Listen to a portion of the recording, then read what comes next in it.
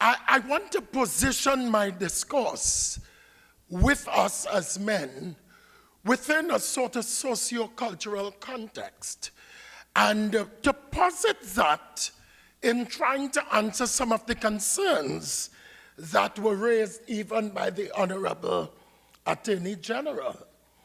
And just to begin the dialogue, by us understanding from a conceptual level, if we are talking about taking care of our health, we need to understand from that conceptual level what health is.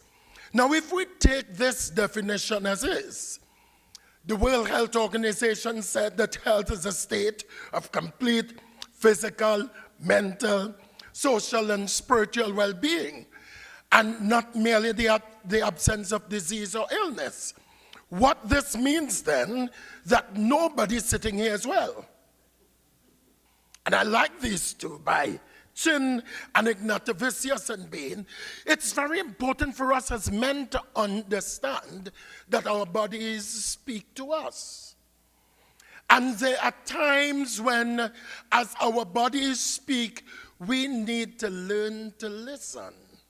Because there are dynamics, there are emotional and physical and social issues that we will have to confront with on a daily basis that will affect our level of physical, mental, social, and even spiritual health.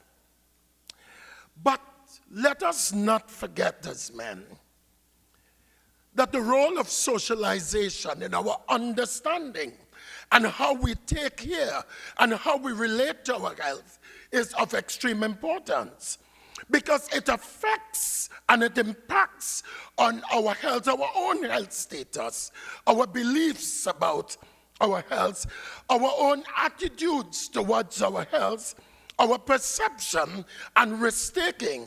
And it's important for us to understand this from a conceptual level, simply because very often, and as a nurse who have practiced years ago, I'm in education now, very often a lot of men don't take care and don't take time to understand that the body gives them signals.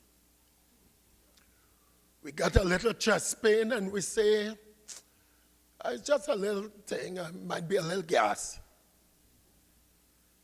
And we don't realize that we may have been having silent heart attacks.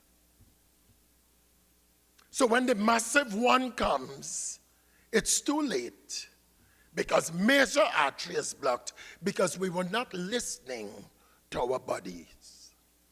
And the sad reality is, even the literature presents it, for a lot of us as men, it's only when water is more than flour, as we would say in local parlance. Then we would say, well, I can't fight it no more. And failing to understand that it is the messages that our bodies keep giving us, but sometimes we are so busy because Christmas is coming and the wife wants the house painted. So we have to get the mighty dollar to make everybody happy. But while other people are being made happy, we are dying in the process. And while we are dying, yes, we're going to get a funeral. They're going to bawl and they're going to cry, but another man will come in the bedroom. No, let's face some realities, men. And if we're talking about taking care of us, we have to step back and start taking personal responsibility and recognizing, just as sports people take time out, we need that too. Because at the end of the day, we are not machines, we are human beings with feelings and who we are made up physiologically. But I want to share a dilemma. And part of the dilemma we face, this comes from a focus group discussion in my own thesis. As I wanted to understand who is a man. I wanted to understand how are men socialized to be men. And I wanted to understand what are the implications of that socialization on men as it relates to health policy. So I did a number of focus group discussions. This one was done on the beach in Erin. I was with a group of fishermen. And it was so profound what this fisherman said. He said, not everything that has balls is a man, because a ball bearing has many balls.